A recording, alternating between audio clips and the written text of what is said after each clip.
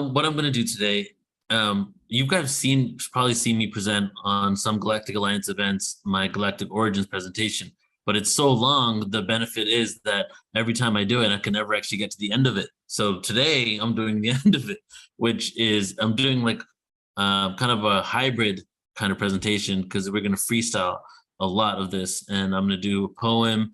I just pieced a bunch of slides together, so we're just going to see what kind of intuitive flow we're going to find with the information, and then we're going to get into the whole original hybridization of the first humanoid all the way up until present moment onto Earth.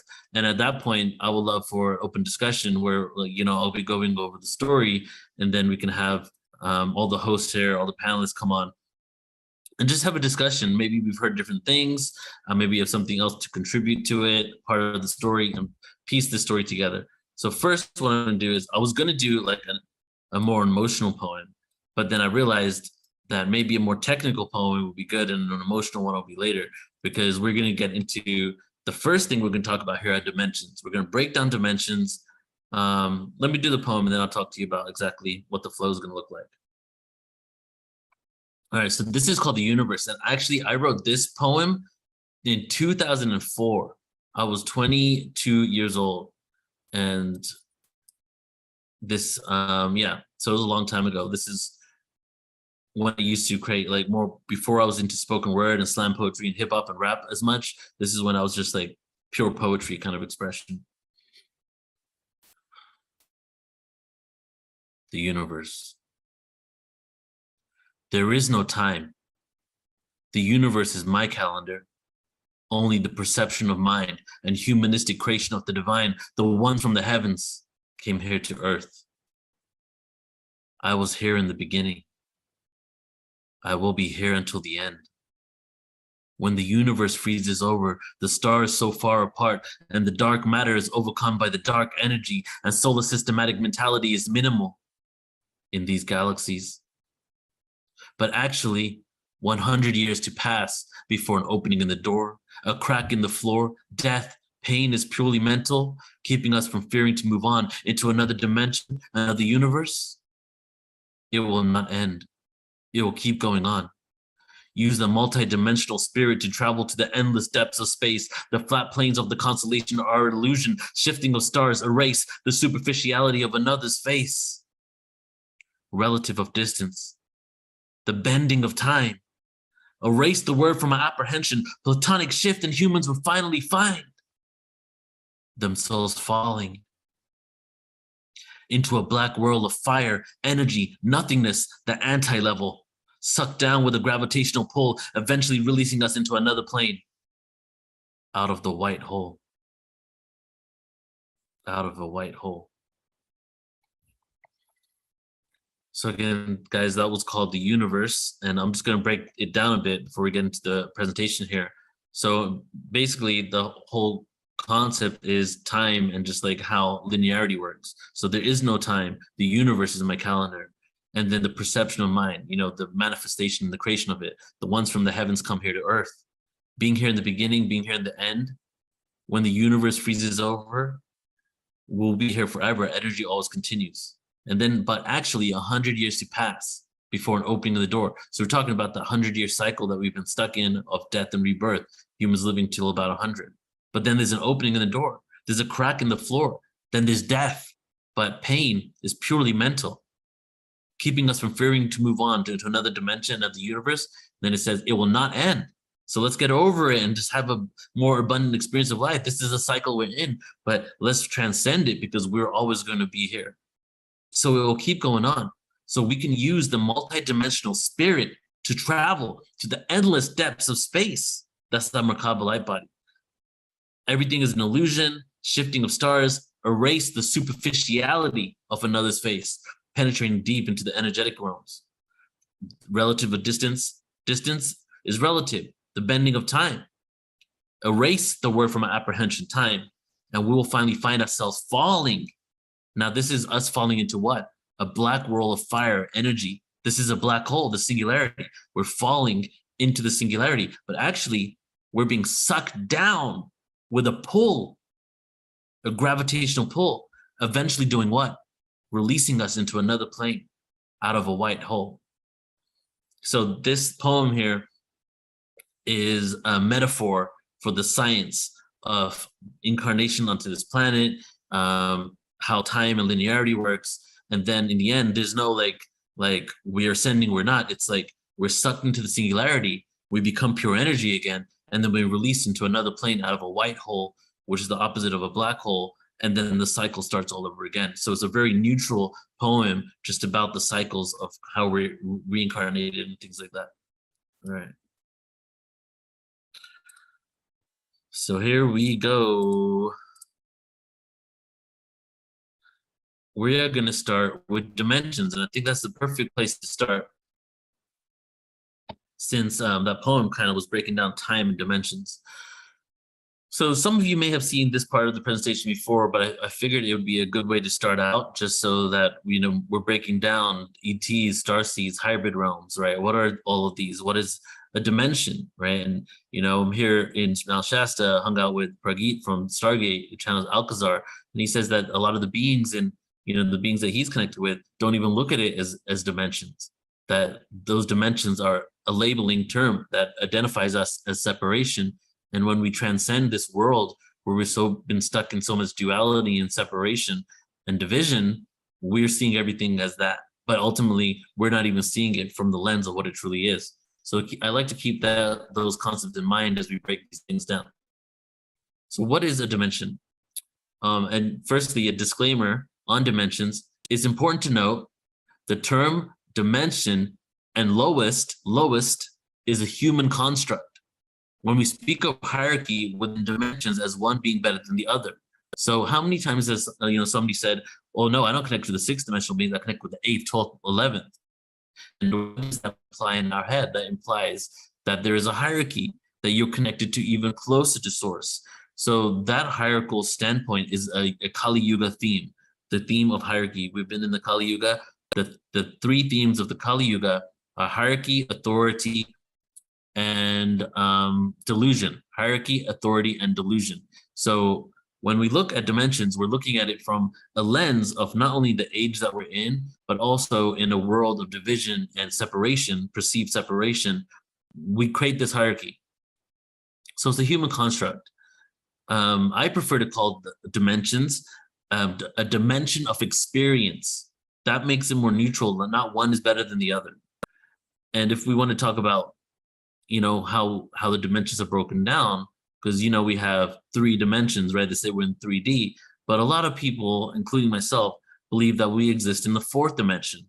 And the reason for this is this simple breakdown. What is 3 dimensions? Length, width, and height. So take a look at the graph here at the bottom. We have length, width, and height, right? There is no physicality within that. The physicality and time, the dimension of time and space, right? Because time is a linearity. You need to travel to get there. You need to use all 3 dimensions to get there, right? And then you have space. Space is a location where something can be lodged, okay? Time is a relative compared to all 3 dimensions and getting to that location. So the time is directly connected to time, space-time, because it needs to take time to get to that location in space. So the 4th dimension is the object in space. So look at this right here. We have height, length, width, and the 4th dimension is now created from the simple fact that something is physically manifested in that reality. And that physical manifestation begins the process of space-time. And now we have time, which is also the astral realm, because it's also the realm that we can transcend, travel through the astral realm, whether it's through physical means of actual light ships or through our astral body. So the 4th dimension is basically an extra dimension of time or experience. Astral dimensions or afterlife, some people believe the 4th dimension. So this right here is what a lot of people believe the 4th dimension is: an extra dimension of time, an astral dimension or afterlife, or life between lives where apparitions exist, and purgatory has also been considered to be the 4th dimension. Physicists consider it space-time, meaning a spatial dimension beyond the normal 3, which is what I showed you earlier. So new studies detected this dimension by studying black holes. And so it's very interesting. We're detecting a fourth dimensional reality by studying black holes, because black holes are bending and creating rips in space-time. And we're realizing that there's a fourth dimensional effect going on here. And this is just a research article where, the physicists claim to have proven Einstein's theory of a fourth dimension. Now, this geometry, I'm going to show you a couple of geometries here. This is the geometry of the tesseract. Each dimension has its own geometry. So this right here is the geometry of the tesseract, which you might have seen in the Avengers movies and other types of movies, and also Pythagoras spoke about it. My Pythagoras presentation, I speak about it. The tesseract is the geometry of the fourth dimension, whereas a cube is the geometry of the 3D. And you can see here, this is how it's kind of created. A cube within a cube. And then this is the animated version of what's going on with the fourth dimension. This is the fourth dimension karmic matrix geometry. This is the cycle we're within. Imagine our physical universe within this going through a cycle, or not even a physical universe. It could be compartmentalized just to our galaxy, because there's even possibility from my own research and from a lot of other people that I've been tuning into, that other galaxies have their own laws of physics, their own frequencies, their own karmic cycles, and maybe there's karmic cycles within, or let's just take the way karma, like matrix cycles within matrix cycles within matrix cycles. That the solar system is in one matrix cycle, that's a 26,000 year cycle that all the people within our solar system, beings in here, basically subscribe to, and are basically it's a set of rules and frequency regulations that we're abiding to within our solar system. And then other solar systems could have their own, cycles within that, because they're located at different places within our galaxy. And then our galaxy probably has another matrix cycle in which all the beings in our galaxy have to abide by certain frequency rule regulations, if you will, or challenges to transcend, because when you transcend these frequency regulations, you then usher yourself in to another realm of experience, another dimension of experience. So this fourth dimensional tesseract, why was it in the Avengers movie? This tesseract was a tool for them to time travel, right? And this is the geometry that we are here to master. So the reason why that we are we're breaking free from this, because what is happening right now is we are within that. Okay, what is going on, in this moment? What we're destined to do is we're destined to be the controllers of time. We are currently unconsciously living, so we are victims to time because we aren't aware that we are actually affecting it. As soon as we consciously live and we all transcend this matrix cycle, we then can actually, control, manipulate, maneuver through, liquefy time. And then, of course, we get to the fifth dimension. So why is the fourth dimension skipped? Well, we're in the fourth dimension. We're just blind to the effects of it, or no, we realize the effects of it, but we don't realize we can control it. How we age, how we travel, so many different elements, right? Time is pretty much linearity, and that's what we live within. How we receive information, how we get downloads. We transcend the fourth dimension and we move into the fifth dimension, in which we are given now 2 dimensions of time and 3 dimensions of space, which equals 5 dimensions. So when you get to the fifth dimension, this is the liquefying time dimension, because at this point, we add an extra point of time. We no longer have a beginning and an end. We have an integration point, the middle, which is why we're able to now cultivate a oneness, non-dualistic kind of experience, is because we can exist within the integration point. We exist still in a world where there's polarity, right? But then we're able to create that integration point, which is why the triangle right here in the background is the well, there's actually a geometry from the fifth dimension you'll see, but the triangle is a representation for the spirituality of the fifth dimension, because we have the beginning and the end, the 2 points at the bottom, and then we have the integration point, which is right at the top of us finding that common ground. And as we probably will get into, is that's the story of the Lyrans, attempting to find the integration point, and Earth was supposed to be that place until it wasn't. This is a key component to realize our relationship with otherworldly beings, since if they exist in this dimension or higher, they do not exist within linear time. Therefore, they're simultaneously existing with us. And this is, as per physics, the fifth dimensional geometry. Pentarat. So the fifth dimension in physics isn't just an esoteric concept, isn't something we just came out with recently. It's actually been around for a little while now. And the early research on the fifth dimensional space was actually in 1921. And it attempted to develop a theory that unifies the four fundamental interactions: strong, weak, nuclear forces, gravity, and electromagnetism.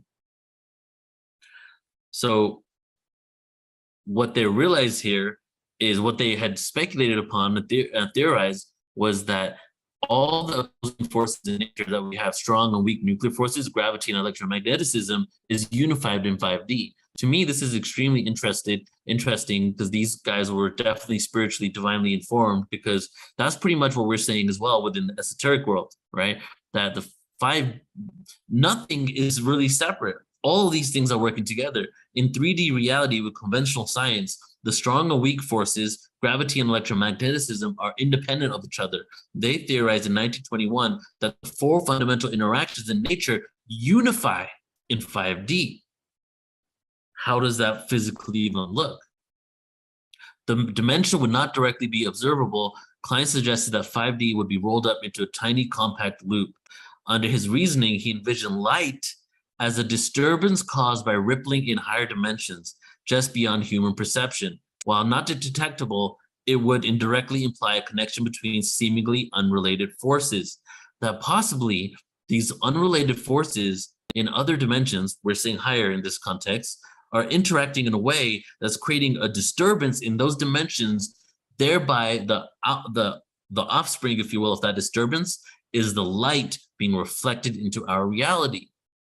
This is so interesting. If we dive deeper into this, I would feel that he's actually extremely correct here, because we used to think that light from suns, for example, came from nuclear fusion, right? That there was some sort of fusion generator in there, and then it's going to run out one day, and then we're going to no longer have a star, and it explodes or whatever happens, right?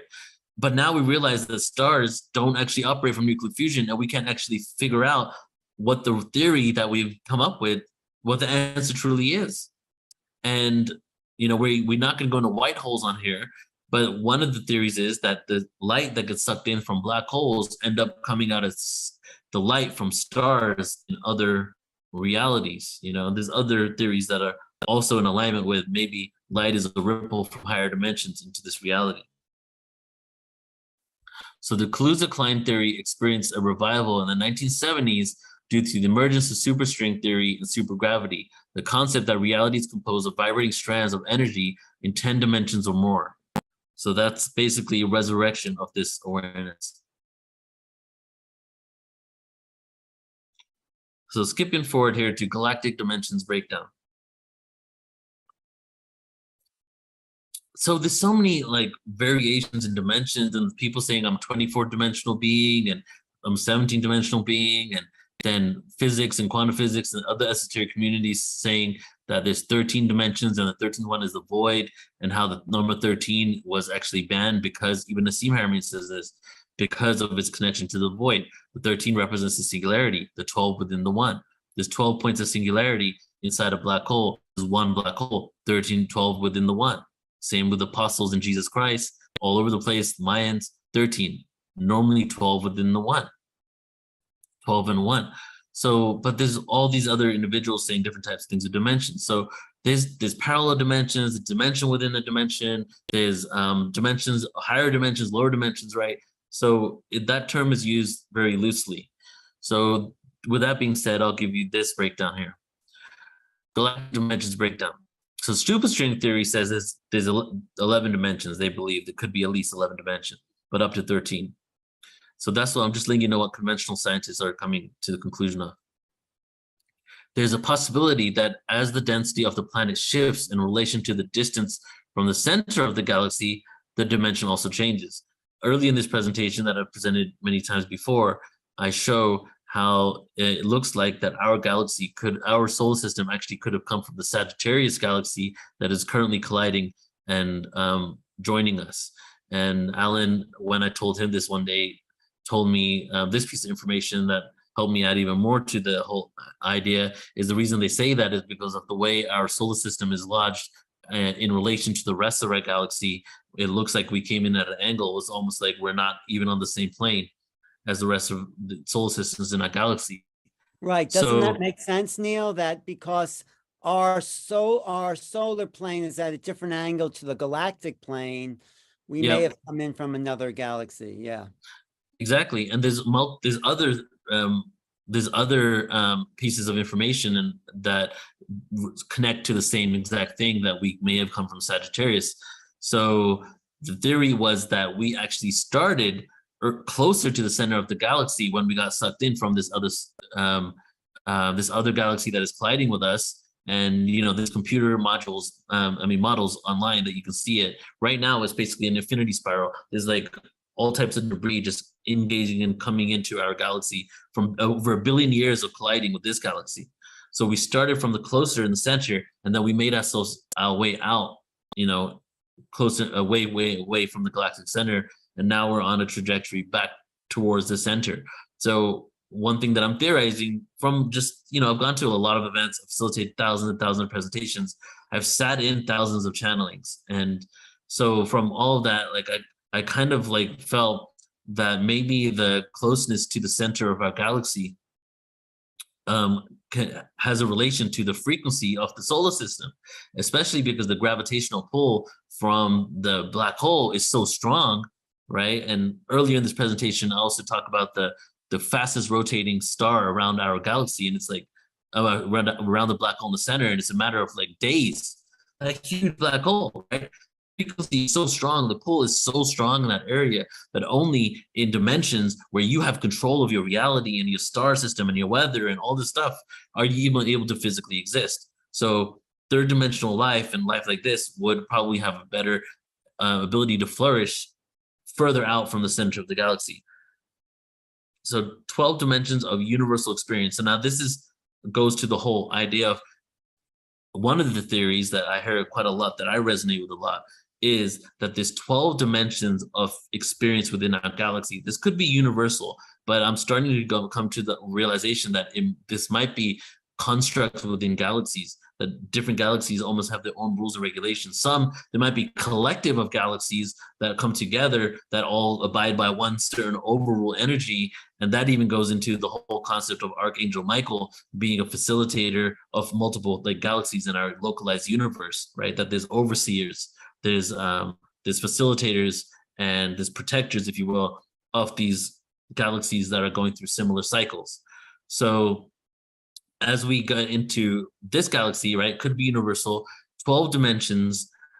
And this is also why I think this 12 dimensions of experience, on the 7th dimension, we still have a physical experience. On the 8th dimension, it's a quasi-physical, right? Half light, half physical, 5th, 6th, 7th. And then we get into the oversoul reality of the 8th dimension. And then we continue to transcend into other dimensions of non-physical experience within this physical galaxy, different dimensional experience. And then the 13th dimension is the void. So this connects us to a galactic cycle, which is the void in the center of our galaxy, which is basically the seat of God, right? The central sun. So many ancient cultures have called it the seat of God, the central sun. They've talked about their sun god and didn't even mean the sun in our solar system. They meant the central sun, even when they talk about the sun god.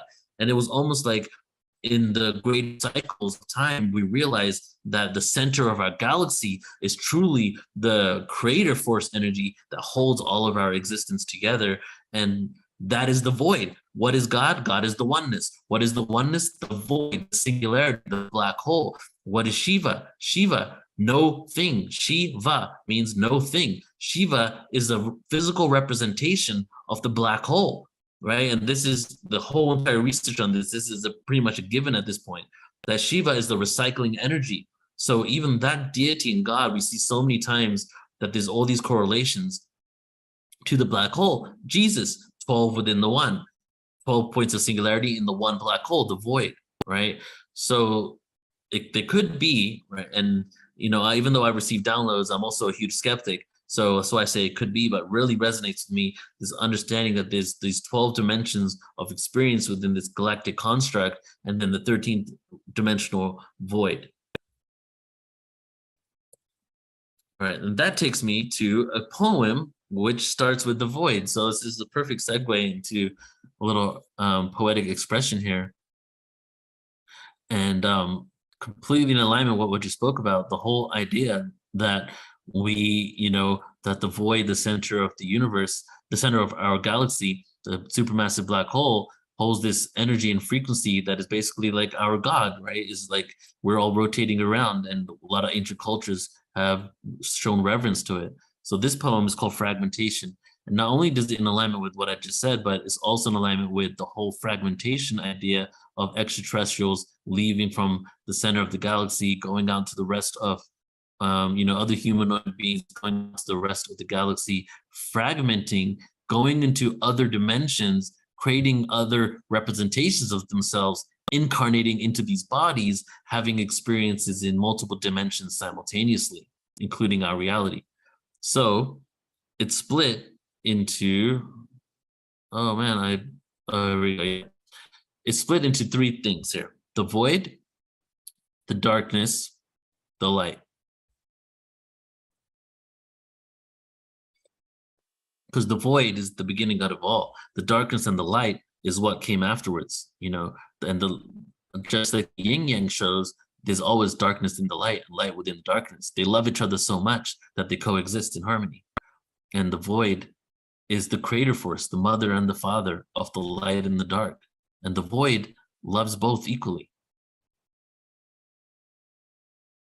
Fragmentation, the void. In the beginning, there were no words, no concept, no winning, no place, no time, no description, no label, no finishing, until awareness became conscious of itself. Separation from the source, no east, no west, no south or north. Not to mention there never existed a dimension or ascension or physical lessons except for the 0 point. There was no Christ to anoint. Singularity, energy, frequency raised vibrationally, paradoxically into limitation of what the five senses can see. No linearity, no anarchy, no galaxies, no nebulae, no jobs, no nature, no materialism, and no political lies, until darkness finally fragmented from the light, using free will to see through the night.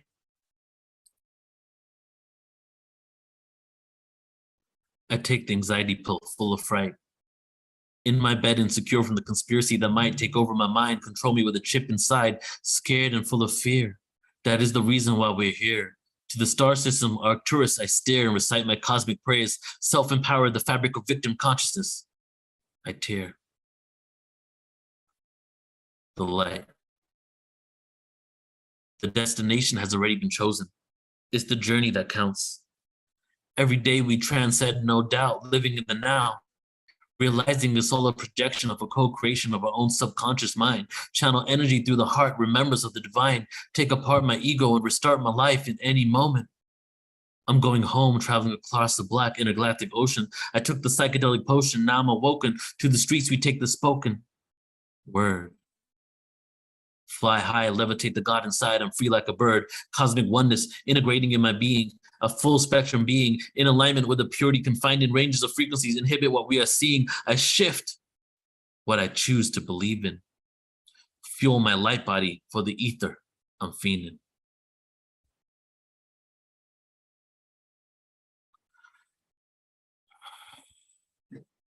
So let me take a moment here before we continue to move on and just break this down a little bit.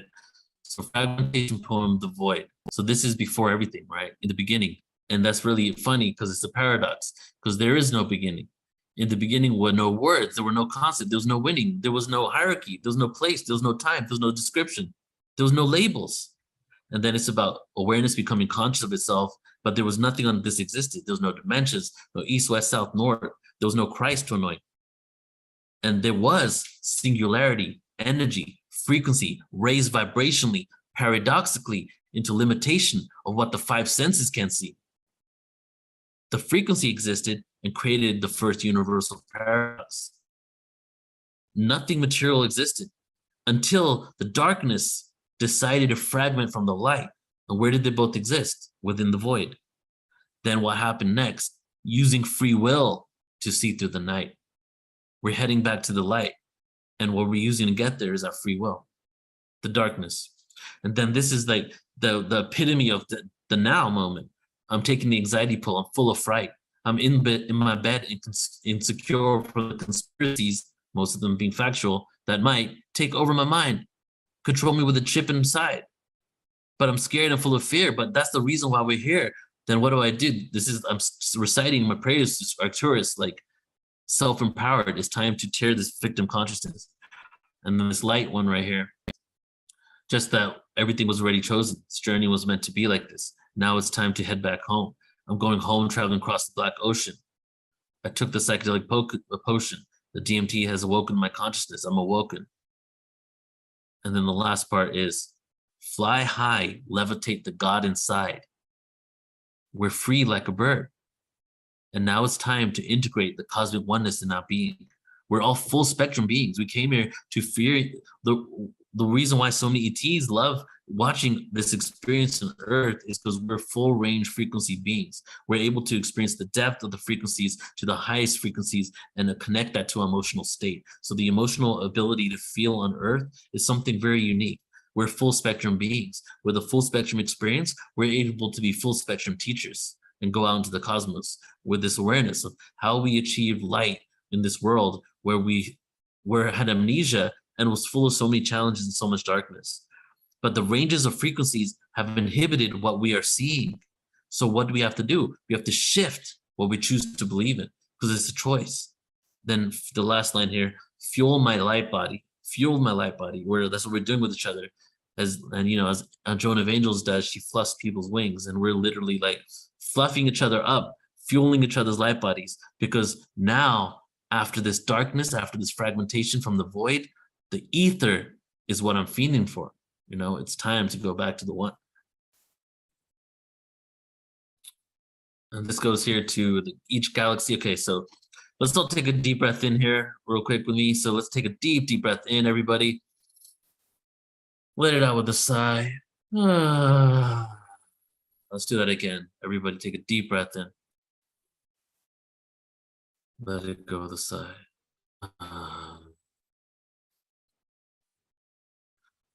Just to create a little pause here before we get back into the analytical from the creative poetry.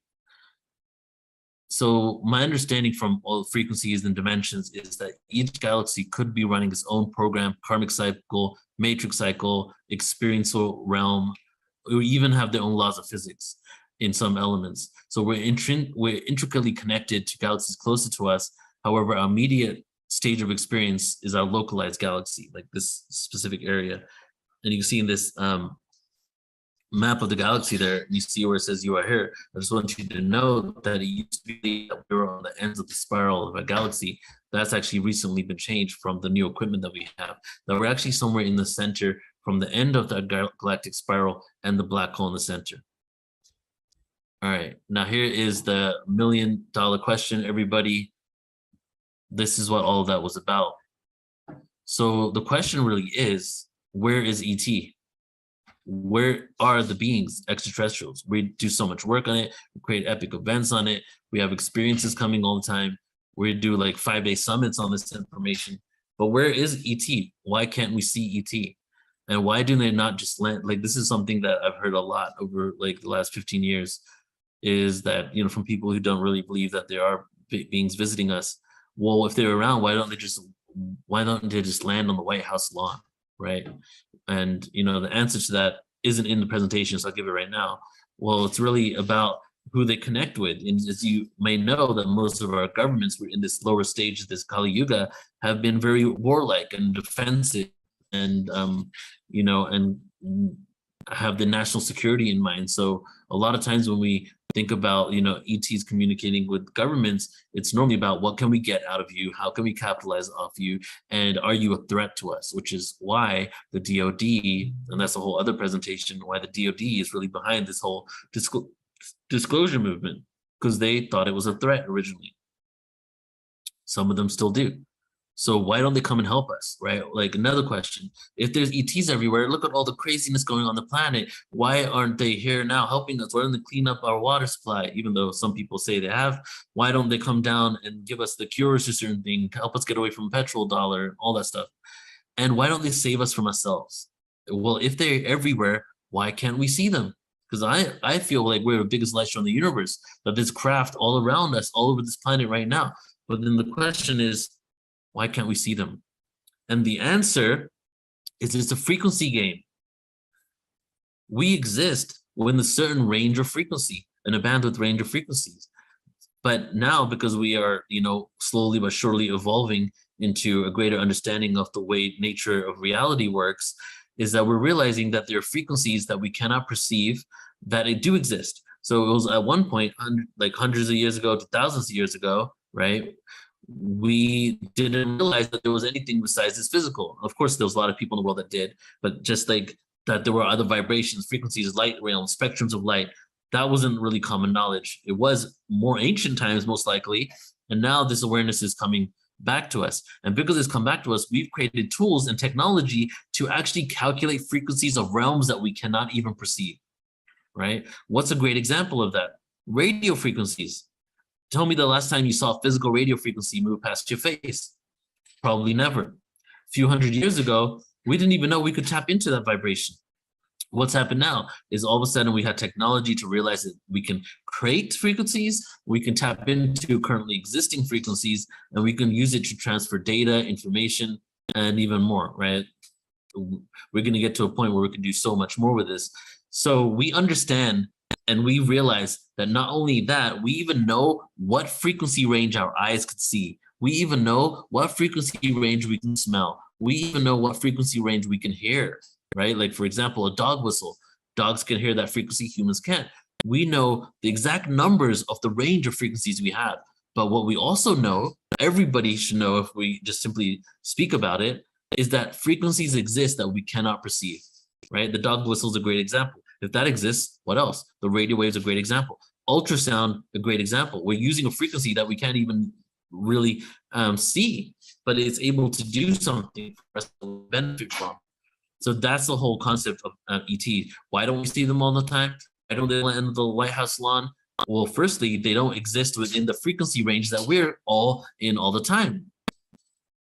And then also, it's not only the frequency range that we cannot see them, but we're not at the vibratory harmonic frequency that's needed for us to be able to even communicate with them. We've lived in such a disharmonic state for so long that we're not in a reality that there's enough people on this planet that are at a frequency range that we can have open contact. So the answer, I feel, to all these questions right here is really that it's a vibratory frequency thing. And again, it's not about higher or lower, it's about harmonic and disharmonic. If there's one thing that, I would like for you to get from this is, as we move forward, we're going to change the way we communicate about these higher and lower dimensions, and these beings being at realities that are higher than us and knowing more than us. To a lot of these beings, we are the masters. They have gratitude and reverence for us, but we forgot our own divinity. We forgot our own potential. We forgot how amazing we are. And since we forgot that, well, we see everything as better than if we get a chance to. And a lot of times that happens when we think of beings from higher dimensions. But these are just perspectives. We all have different perspectives, and we all signed up for different types of frequency experiences. So, and you can see here, as I was talking about earlier, here are some of the frequency bandwidth limits that the human has that we are in the process of transcending. And one is that humans hear between 20 hertz to 20 kilohertz. That's how much we can hear. We only perceive and see visible light. So some light we cannot see, but we can measure and utilize. Some light we cannot see or manipulate, but we do know exists.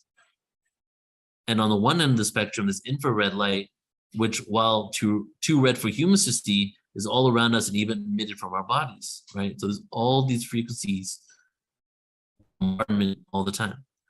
We even have 400 types of scent receptors that can detect at least 1 trillion different odors, and that's actually increased, but that's also the limitation of what we have right now. And again, through the tools that I'm about to share are some of the tools that we're utilizing to transcend these collective 4D, 3D Earth galactic matrix.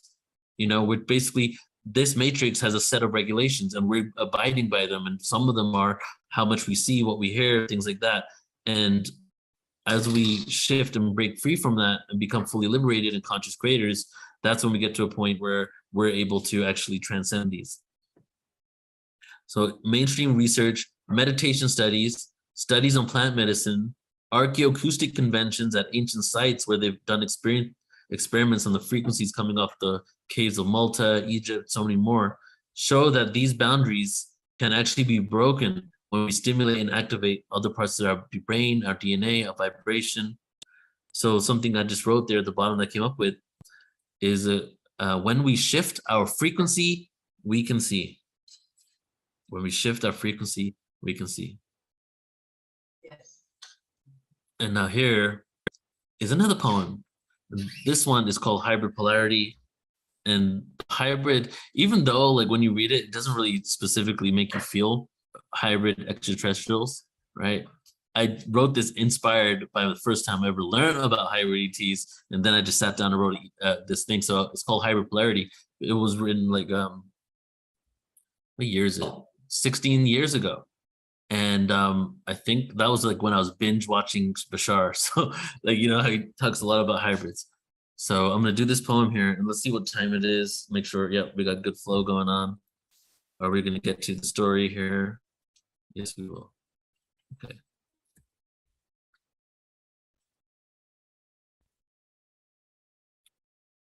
Hybrid polarity.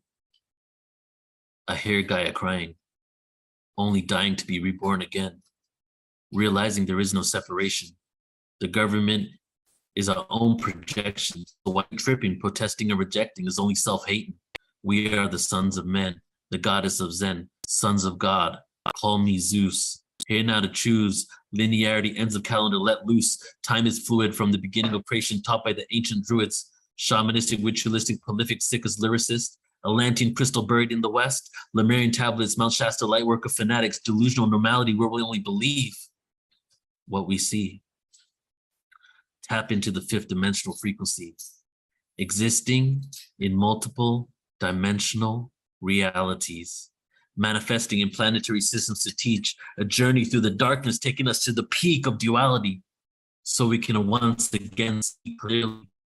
Remember who we truly be, multifaceted beings.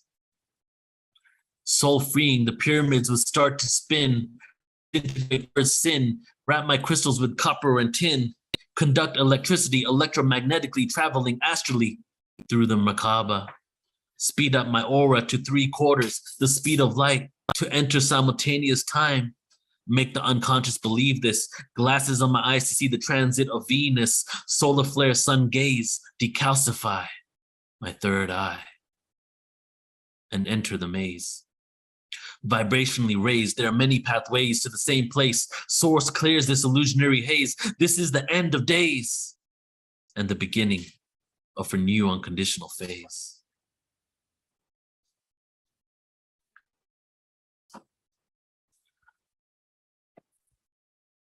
Taking a moment here. Let's take a deep breath in and breathe in the new unconditional phase for all of humanity. How about that? Breathe in the new unconditional phase for humanity. Breathe it out to spread all over the planet. Let's breathe in harmony for the entire planet. Harmony for all creatures on this planet, all trees, all plants, rocks, this entire human experience into our solar system. Breathe in harmony and explode. Breathe it out of your heart for the whole planet. Take another deep breath in. Breathe it out.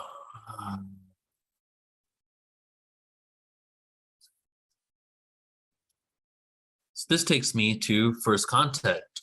How is first contact going to happen, or is it happening already?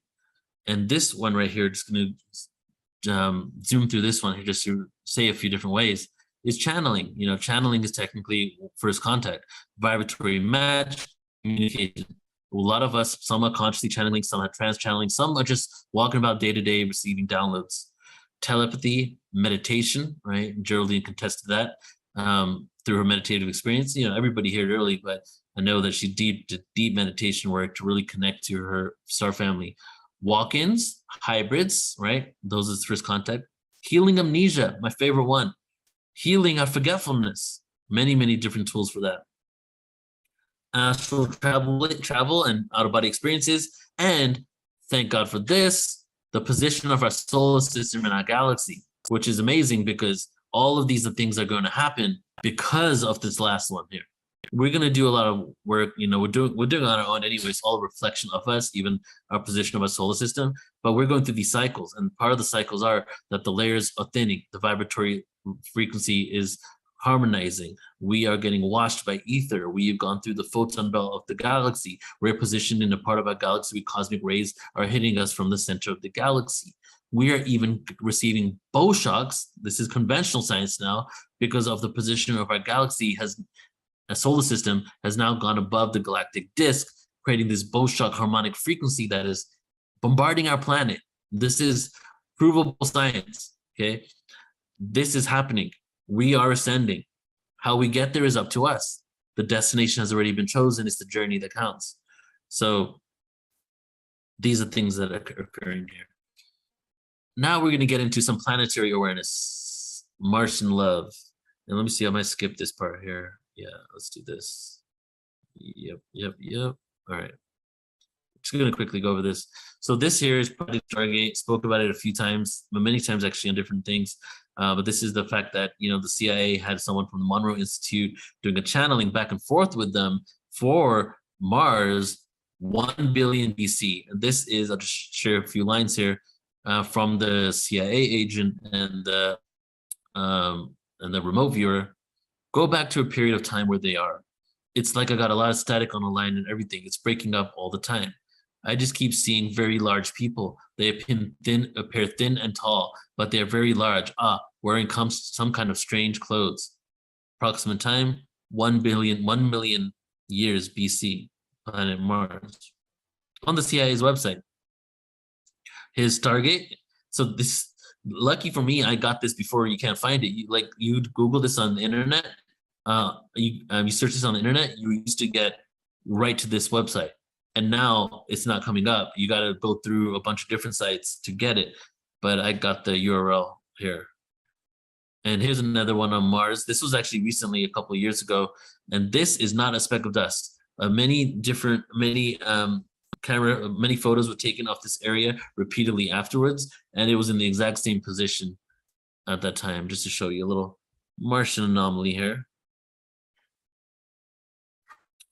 So it's been accepted now by the mainstream that Mars used to be a water planet with land masses as well.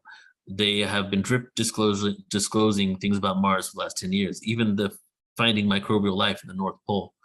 And they've done different models of Mars, back millions of years ago, and just to kind of see, what kind of erosion would take place. Because, we have very advanced computer models now, and there's all types of rivers and valleys and mountain ranges all over Mars. So they pretty much reverse, they did a model in order to see what Mars used to look like back in those days. And so at this point, it's pretty much a given. Even theories on how Mars lost its atmosphere, right? Because something occurred for Mars to lose its atmosphere. Well, something that I found very interesting is, in the 3D, 4D reality that we are living in, that since we aren't completely conscious of how we can control our sun, our weather, our rain, and all that stuff through our own physical being and body, we're really a victim to it. Different elements of nature can actually even kill us.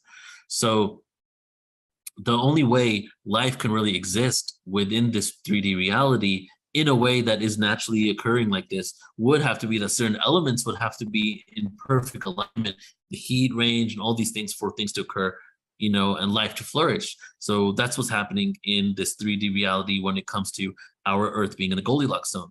So Mars actually moves further away from the sun at 1.5 centimeters per year. And for quite some time was actually in the same position as the Earth was. So it's had actually an experience of being within the same area as Earth. Not that that exclusively matters, because I feel that life can exist outside the Goldilocks zone as well, but it'd probably have to be a different makeup, maybe different elements. The being maybe isn't a carbon-based, oxygen, nitrogen-based being. It could be based on other elements, right?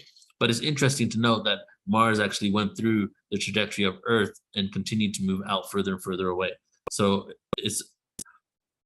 And Earth will be in the Goldilocks zone for another 1.75 billion years before we exit the Goldilocks zone, which seems to be what we kind of need to sustain life on this planet.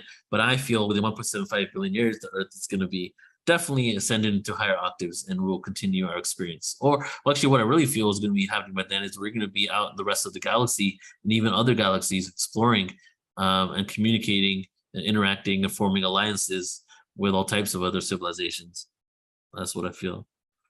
And see websites, Venus, I shared this before, so just briefly say that they found an phosphine on Venus that cannot be created by any either man-made or through the decay of organic matter. So they've been finding this in Venus in the cloud layer, at which the temperature is around 75 degrees, which goes into some people's downloads that they say that there's actually civilizations that exist in the cloud layers of Venus that are in dome cities.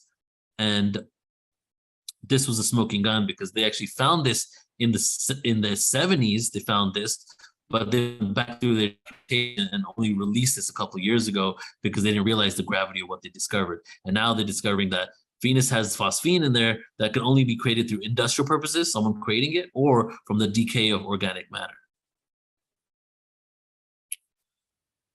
And all of that for this moment here.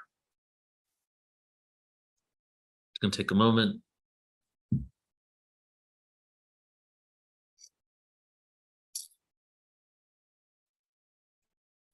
When I was getting in deep into all this awareness, 2001, 2008 to 2008, I was deep into, I was going to all types of channeling events. I was reading all types of books, like extraterrestrial information. I just ate it up. That was just my intro to everything, right? So just understood, I just started getting into everything from so many angles. A lot of ancient alien stuff, right? About the ancients and their connection to star beings, and what the hieroglyphs say and what the petroglyphs say about it all. And then also many different channelers and people like Lisa Royale and others that have wrote books on starseeds history. And one of the books I came across, I found this information from many sources after that, but was The Prism of Lyra. And in this book, it talks about the first humanoid coming out of basically the galactic center as an energy force. It was an energy force, and the energy force decided to personify and manifest itself in physical form, and the constellation it chose was Lyra, right? And so the first humanoid template came there. Now, side note, that is also said by many other people that are really into this, and really into explaining the trajectory of our galactic history, have said that when we came into this galaxy was a reptilian and an insectoid galaxy, meaning that those were the variations of the beings that predominantly existed throughout our galaxy. The humanoids were fairly that was a new addition, a new species incarnating from the void, from the sentient energy of the singularity of the Godhead of this galaxy, coming out and saying, I want to experience myself. It's almost like God fragmented itself infinitely, and all these fragmentations have sovereign ability to create. That's the best way I can explain it. Source, multiversal source, right? Say there's galaxies, there's universes, there's multiverses. There might be multiverses within multiverses, and then there's a central source of it all, right? And as you get down to, to the galaxy, to the universe, to the galaxy, to the solar system, to the planet, you're getting more and more within what I was saying, those different cycles. But there's energy beings, and there's fragmentations of the original intent. Fragmentations of the original intent. What was the original intent? I want to experience myself infinitely. And all the fragmentations remember that one thought, experience myself infinitely. So this galaxy had already had that multiple times, different beings, different creations, different frequencies, different vibrations, different dimensions. And then there was another fragmentation that decided to experience itself even more differently than what was already here, and create even more of like constructs within amnesia and all these other things that we started to experience. A whole new drama unfolded in our galaxy, the arrival of the humanoids, right? This is the greatest story ever told. I would love to be a part of this movie, you know? So what we know about Lyra. So this is now the technical stuff. Let's talk about the technical data of Lyra constellation. Vega is a bright star located just 25 light years from Earth, visible in the summer sky of the northern hemisphere. The star is a part of the constellation of Lyra, and with the stars Deneb and Altair forms an asterism known as the Summer Triangle. So you might have heard of the Summer Triangle. This is it right here. Deneb and Altair and Vega. There's also within the Lyran constellation, there's something called the Ring Nebula, which is also an image you may have seen. It's been shared quite often. Is a sphere of glowing gas thrown off by a central star. It appears brighter at the edge than at the center, and thus takes on an appearance of a luminous ring. The question is this the place where we originated, humanoids? Is it a soul group that came through there? Is it the original human template? Solifat is the second brightest star in Lyra. It is a blue-white giant located around 620 light years from our solar system. Sheliak is the constellation's third brightest star. It's a binary star system found 960 light years distant, and is 30 times bigger than our sun. So in the book of Lyra, right, Prism of Lyra, other people haven't given names to these creative energy, so the Prism of Lyra seems to be the only book that talks about where the humanoids came from first. A lot of other people that speak about this story talk about the humanoids incarnating into Lyra and starting from there.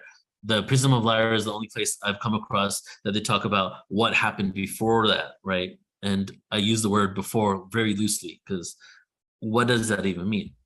So, and in the Prism of Lyra, it says the Elohim was the name of this group, the creator gods, the Elohim. And then we heard little variations later that the Elohim, some people believe that it's one group of beings, but by the time they came to Earth, and the Elohim had a role here, and the movie Prometheus is pretty much like an Elohim creating humanity, right? The Elohim, by the time they were on Earth, was a group of beings, a group of races, which is also to the fact that the word Elohim is actually a plural. It's not a singular, right? And it's also androgynous. It's not masculine. The Elohim, the founder group, decided they wanted to create life just like Source, the original intent. They started experimentation in the constellation of Lyra because of two reasons. It was close enough to the galactic center, and they had the conditions most favorable for physical life within the dimension they wanted to manifest.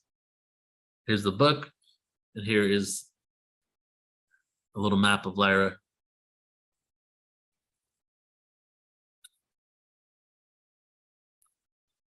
So in a moment, we're going to get to Galactic Story, and I would love to invite Alan, Joe, and Sheila to just come on and start communicating with me, interacting, and having a discussion about it.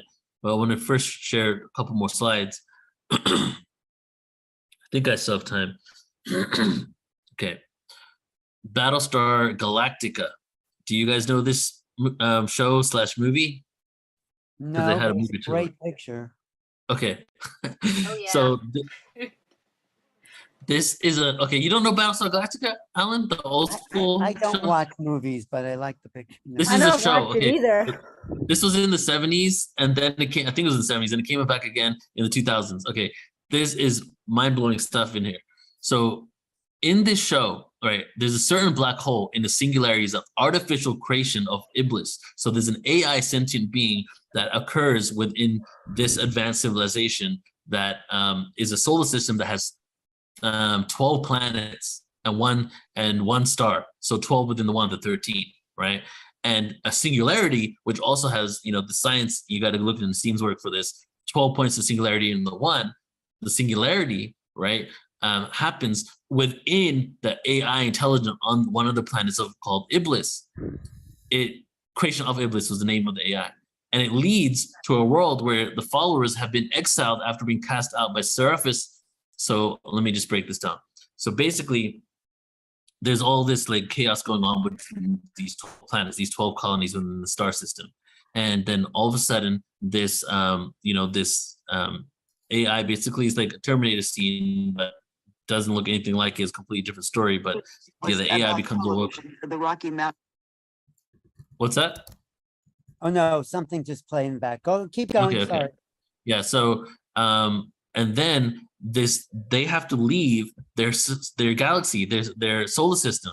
So they leave, and for seasons and seasons and seasons, they are going through the galaxy trying to find a new homeland of a place that was mentioned in their ancient scriptures by some of their ancestors that came and inhabited those colonies, right? And the whole time you think that this is some story about thousands of years in the future.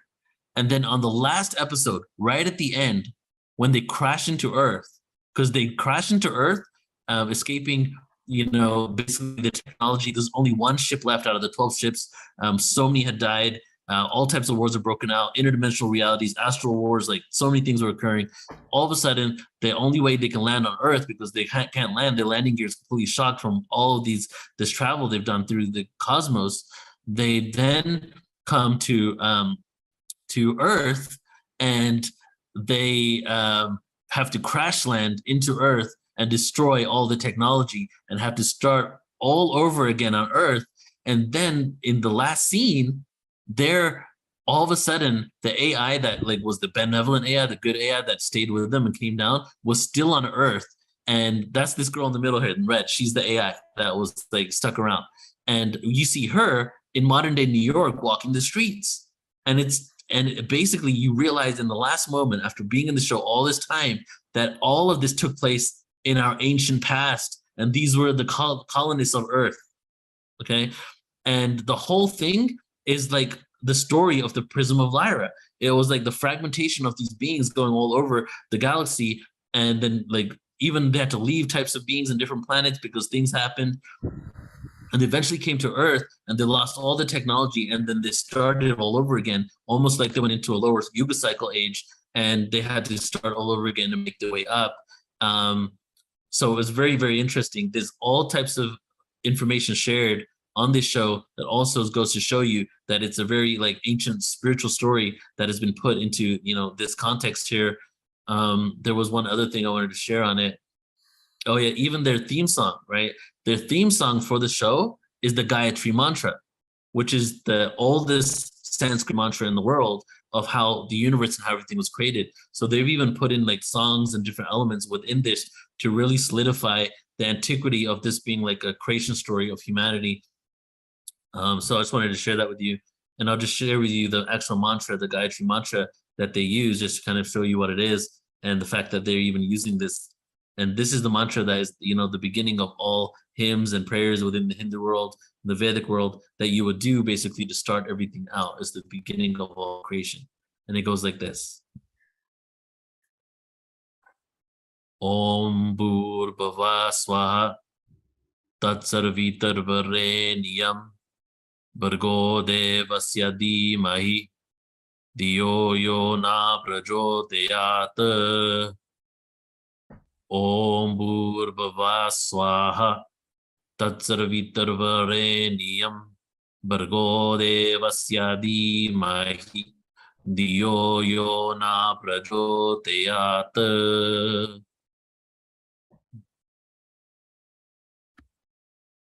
And you do that 108 times, don't you?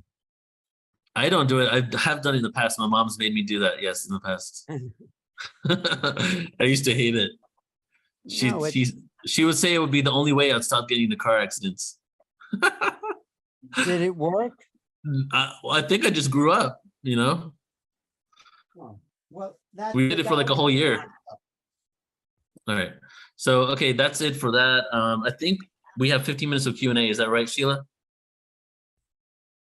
Yes. So then the Q&A could be this element here, which is the story of the fragmentation. So I'm just going to say it, and then I'll love for you and Alan and Joan to comment on it. We can see if there's any questions. So as according to the Prism of Lyra, and again, many other texts that come across, the first slide on this presentation actually has the sources. So we have the first fragmentation, the founder race into Lyra. We have 3 planets eventually inhabited in Lyra. One of the planets was Zeta Reticuli. I'm going to give you a really fast example, a really fast story here. And then 2 of the planets ended up teaming up against the third one in a war in which they basically bombarded and made that third planet unlivable. These beings went under the earth and lived there for millennia. After a while, their human bodysuits weren't able to operate anymore because of the lack of all the nutrients and the sunlight and everything. They created clone bodies for themselves. This is one of the multidimensional versions of the Greys. They became the Gray beings. They didn't realize that they were going to be void of emotions and able to connect and feel when they had done this, right? They just did it because they really needed to, since they weren't able to reproduce, things like that. As this occurred, tribes were leaving slowly but surely from Lyra. Side note, there's another channeling that talks about, that I found somewhere else, that talks about when the Lyrans originally left Lyra, when the Lyrans left Lyra after tribes had already left many millennia before, and they went out into the cosmos to interact and meet with them, they were really surprised to find that almost all the humanoids in the entire galaxy were ancestors to the original Lyran race that they were already a part of. Because many tribes had left Lyra and gone and inhabited Sirius, Arcturus, Orion, but there was also planets and tribes that had similar ancestry that stayed in the Lyra constellation because they weren't evolved enough or at the frequency range to even realize that they could transcend the solar system and leave or go out, or they had some sort of other limitation or experiences to have. So as the rest of the galaxy started getting populated by humanoids, we started interacting with reptilian races. Not all of them were negative. There was dualistic. There were positive, negative. There was dragon races. And humanoids then became really interested in hybridization and also started experimenting with reptilian DNA and hybridizing it with human DNA without the consent of the reptilians. And this was supposedly, as according to one of the 3 or 4 different stories, was the beginning of the disconnect between the reptilians and the humanoids, was this understanding on sovereignty over DNA, right? Starting the DNA wars, basically. And then we continued to fragment. Now, meaning incarnate into different dimensions, go all over the galaxy.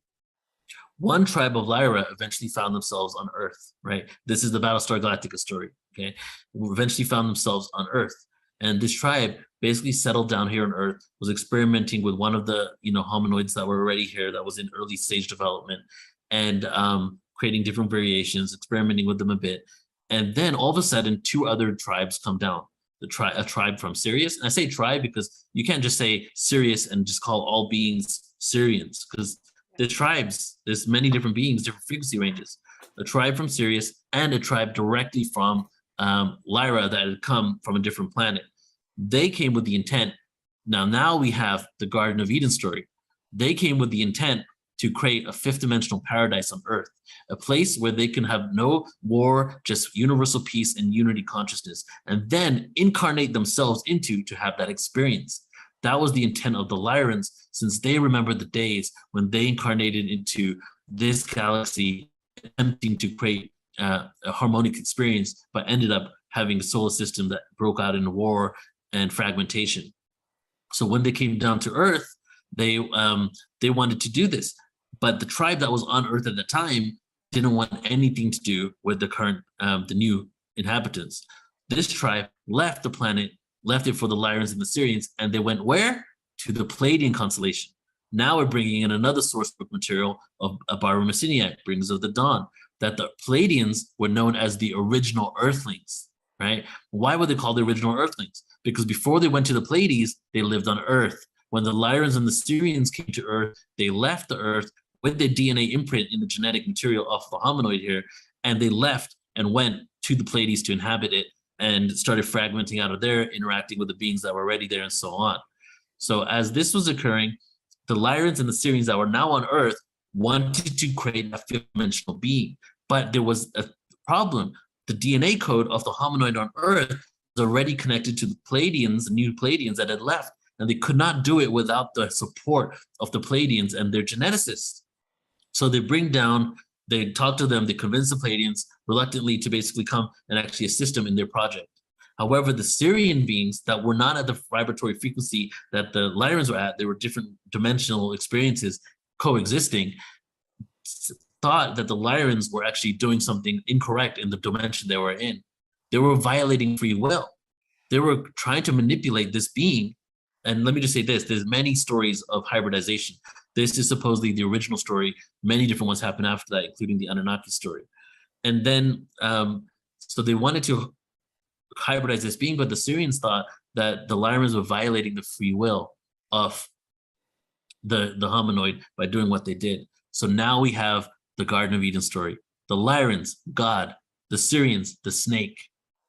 The Lyrians went down to Earth, to the Garden of Eden, this fifth dimensional paradise trying to be created by the Lyrians, and said to the humans on Earth, basically, I'm just personifying this, how it manifested, who knows, and said, Creator, Lyran, Source, God wants you to live in this fifth dimensional paradise, but we feel that you should have the free will to choose your own experience. And this is now the snake convincing Eve to eat the apple. She ate the apple, right? Or the humans ate the apple and got what? They got all Pandora's box. We got the connection to the Zeus, Greek stuff now. Basically, all the sorrows and the challenges and the duality of this world. And then since that occurred, humans made the choice not to go with what the Lyran say and choose free will. And now we have the beginning of the dualistic experience on Earth. And just to wrap that up right there, in between all of that, we have different types of tribes incarnating and manifesting on other planets in the solar system, including Mars, Maldek, even Saturn and Titan's moon. And then eventually this leads us to this earthly experience right now. So that's what I got from all of that, the research there. So over to you guys. What do you think? Wow.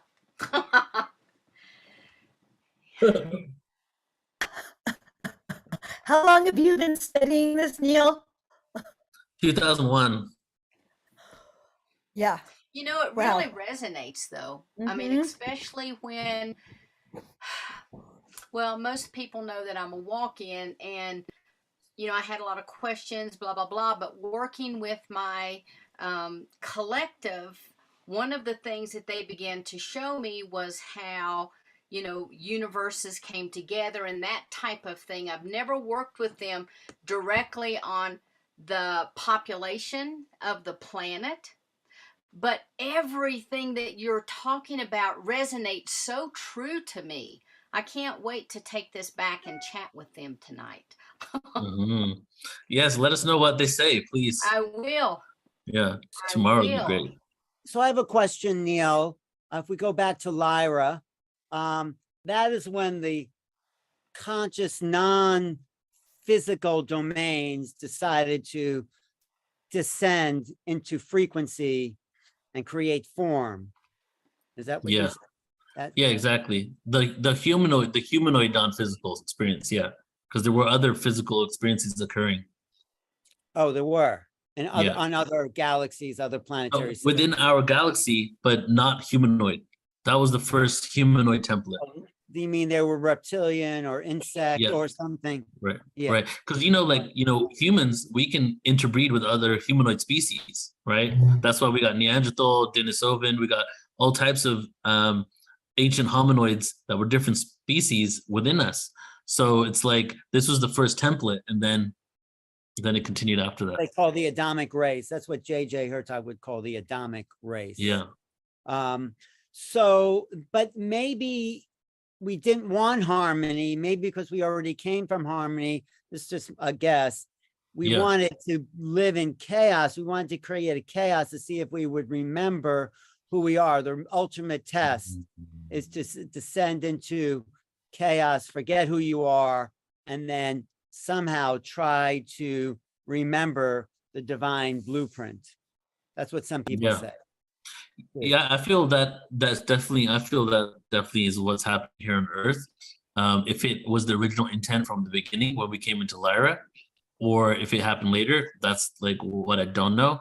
But it makes sense that maybe they came there, the experience, because all the stories that I hear of Lyra is I hear how it became very dualistic and warlike very quickly, and then we hear like basically the earthly experience coming all the way up until now.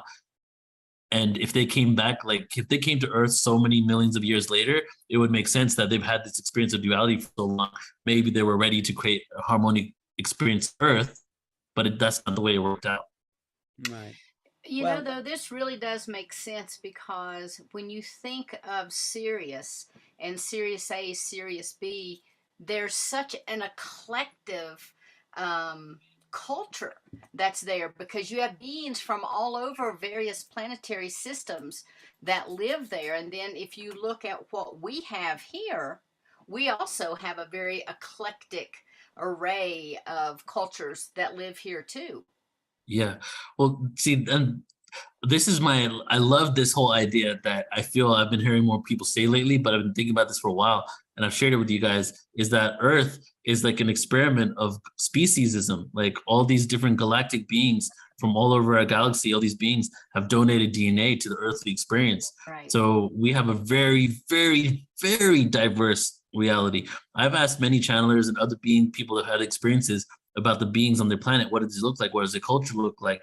Who's around them? And I don't really hear the diversity of experiences too much. And when you get it, when like on Earth, look at how many just within the human race, how diverse the human race is in itself, right? So it really does resonate that a lot of different galactic beings have donated DNA here. And that's partly also why we are protected, because we're connected to them through ancestry, and also why we're a huge light show. It's almost like, let's put a piece of all of us into this planet, and let's see if we can figure out how to live together. And then the yardstick to measure that would be when we get to the point that we live in unity and peace with all of creation, right? We finally maybe learn the lesson that we're all here for, is like, we all come from one source, but we're also very diverse. We all come from all over the galaxy. We're extremely diverse, but we all came from the first intent, the original intention, right? How do we connect to the original intention and live in unity and in peace with one another? Have you ever listened to Rudolf Steiner at all? You know Rudolf Steiner's work? Oh, I know about him, but I haven't listened to stuff.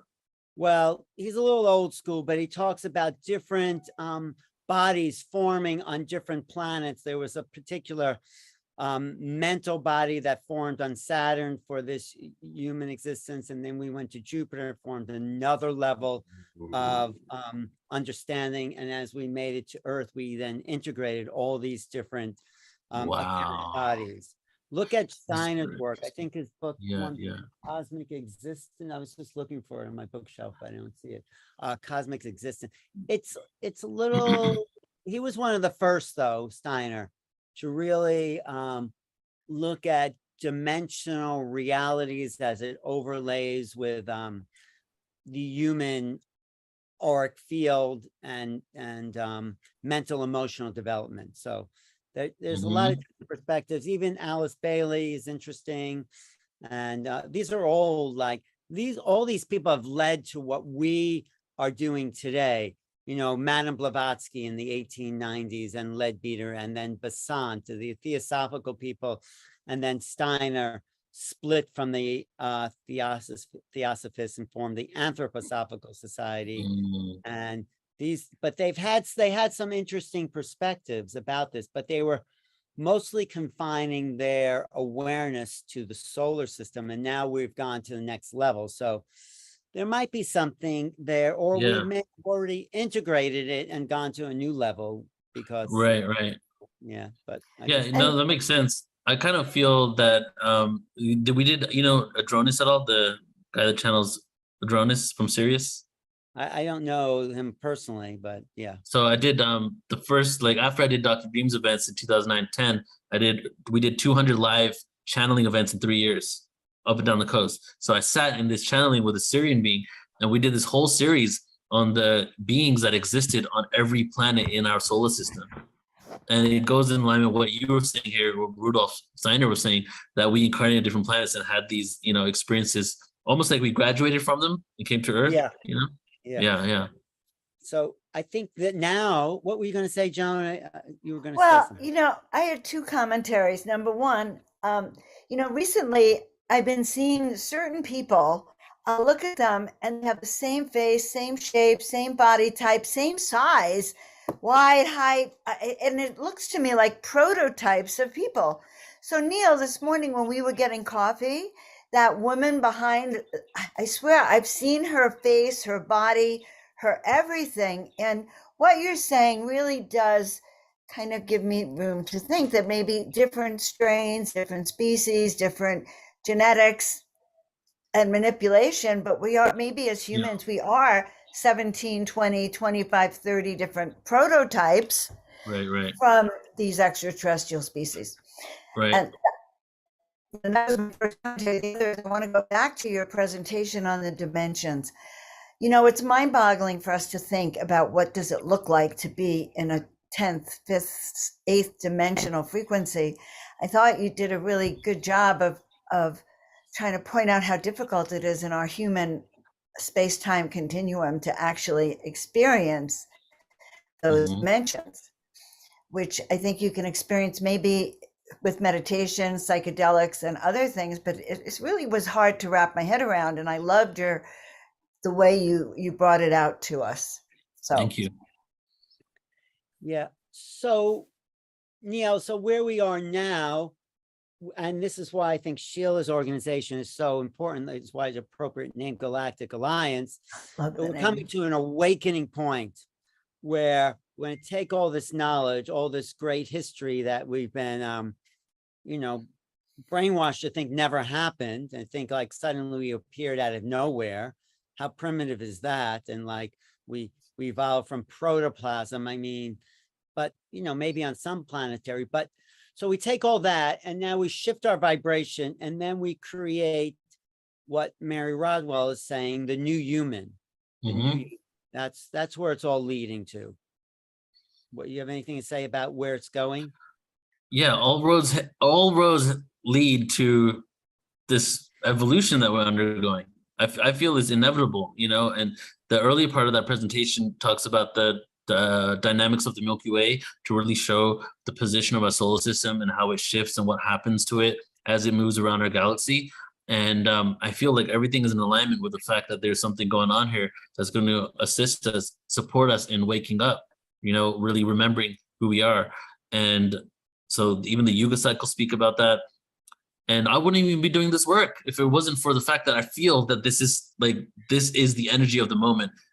Every zodiac, I did some research a while ago about different religions coming onto the planet, and I realized that at every turn of every zodiac was a new religion that for that 2,000 years plus or minus becomes the predominant religion of that area in the planet, right?